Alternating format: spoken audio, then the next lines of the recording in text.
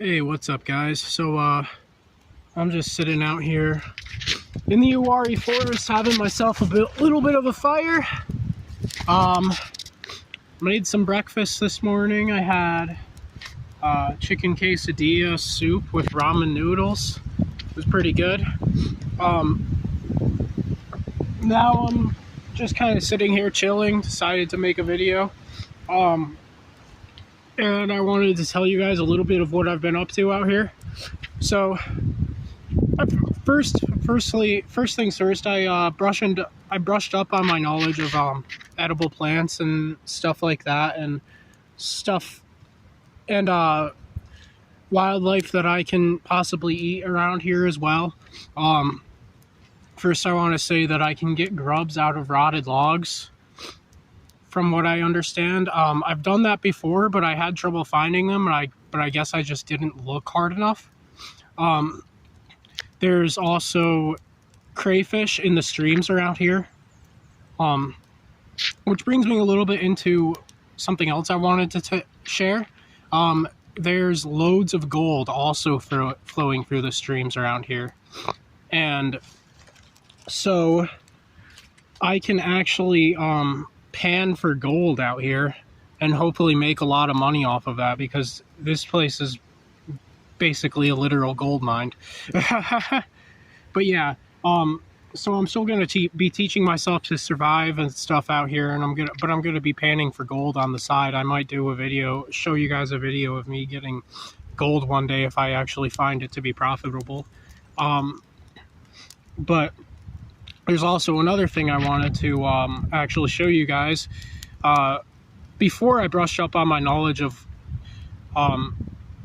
wild plants and stuff like that a little bit, I knew a little bit about that. I still knew a little bit about them. I retained a lot of the information in my memory, and I actually came across a deadly look-alike for the wild onion in this forest, and I think I want to show you guys what it looks like, so that you guys don't so that nobody ends up eating it by accident.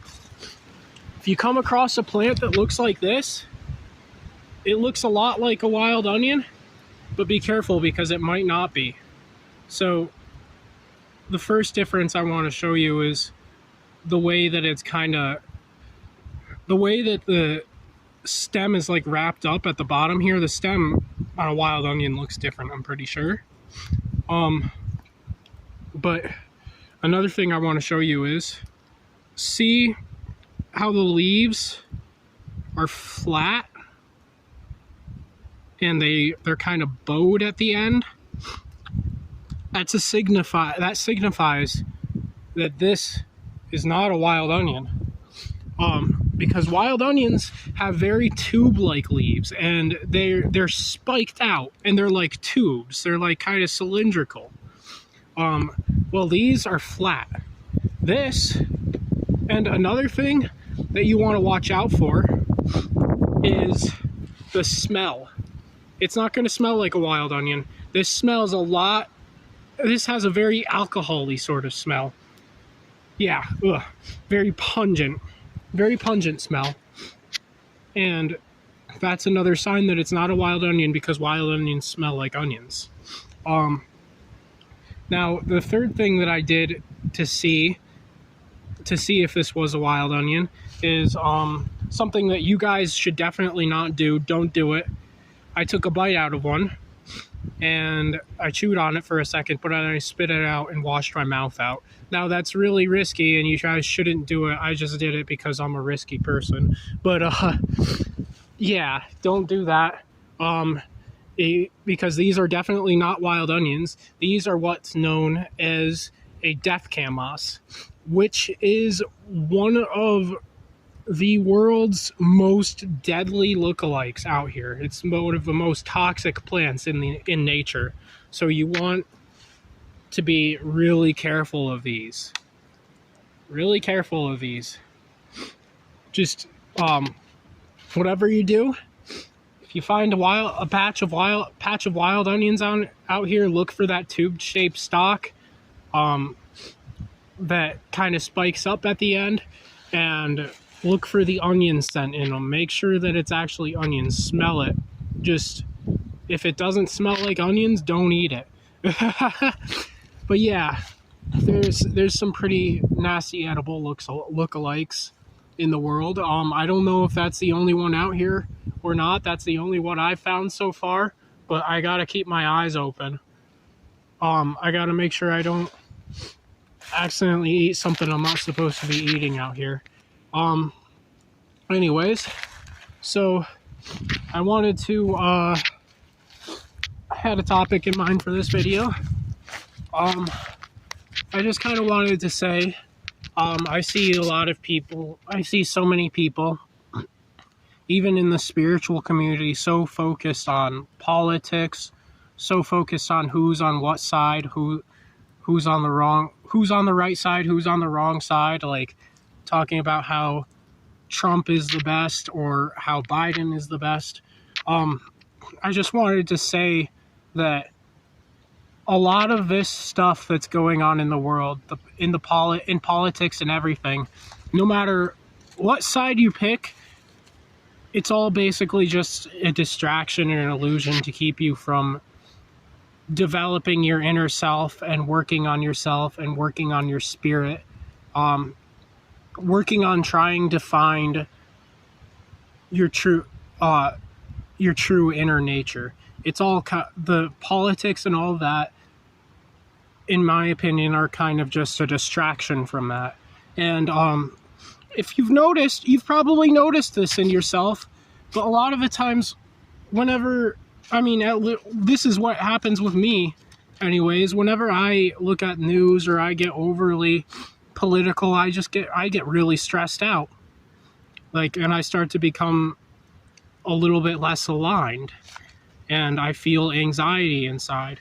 So the most important thing that you can do in your life is focus on obtaining your own inner peace and maintaining your inner tranquility and your inner state of flow and your inner state of just the inner state of your spirit. And it's just, remember, there's so much more to existence than just all these politics. There's so much more to life than that. A lot of it is just things to keep you invested in the drama. No politics actually really matter. Most of the politicians are really just on the same side anyways. Even if it doesn't matter if they're blue, it doesn't matter if they're red. They're all out in the same game at the end, just trying to control you, trying to have dominion over your life. And really in the end, all that really matters is that you find your true inner self. And that's what life is all about. And the thing is that if you want to make peace in the world, the truth is that politics are only going to investing in politics are only going to serve to create further division and create further chaos, because ultimately all picking a side on politics does is further serve to divide us by keeping us fighting over which side is right, when in all actuality no side is really right. Not even when it comes to things outside of politics. There's really no such thing as being full on right about almost anything. There's things that you can be right about, but in the end, conflict is ultimately in the mind. So if you create conflict, then you're just creating discord in your own life. And the reason why I say conflict is in the mind is because everything that you see out here, all of this is really just an extension of you. It's just an extension of your inner self. And the more conflict you create, and the more you invest yourself in that conflict of political division and stuff like that, the more you become conflicted within yourself, because it's all an extension of you.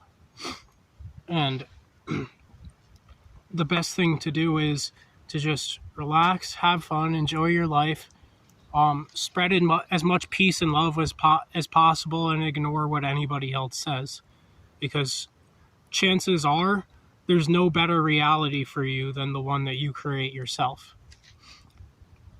And I think that that's one of the most important things in life, because if we were all to just focus on ourselves, focus on changing ourselves, then in turn that would change the world. Because the problem with the world is that the world itself isn't changing because nobody else wants to change. And so really all that matters is in the end is uniting everybody by spreading as much love as possible and fighting for your own ideals rather than clinging on to somebody else's. And the only way that we're going to get out of this is if we just show kindness to everybody, and we do what it takes to give all that we can give in this life. And life is very short, very temporary. There's no guarantee that we're gonna keep living, so we gotta show love and make a difference while we can. We gotta show as much love while we can. We gotta show as much kindness while we can, and we gotta show that no matter what side you are on in the political spectrum, your views still matter, and you as a person still matter. And it really doesn't matter what you choose in the end, because we're all still human. And in the end, the only goal that's worth fighting for is loving each other. And bringing this back to bringing our world back to a state of oneness. Division is probably one of the greatest enemies we face nowadays. A lot of people say that it's fear that's the opposite of love, and that's the greatest enemy or whatever. But fear is just an emotion. It can be used for good or bad. The higher powers that be in this world are just deciding to use it for bad, and just happen to be using it to gain control over all of us. The true evil here is division. Because in the end, the universe is one. It's one living being. So what we should really be aiming to do is make sure that we all remain one as well. Anyways, blessed be everybody. Have a beautiful day. May the stars guide your path. I love you all, and peace.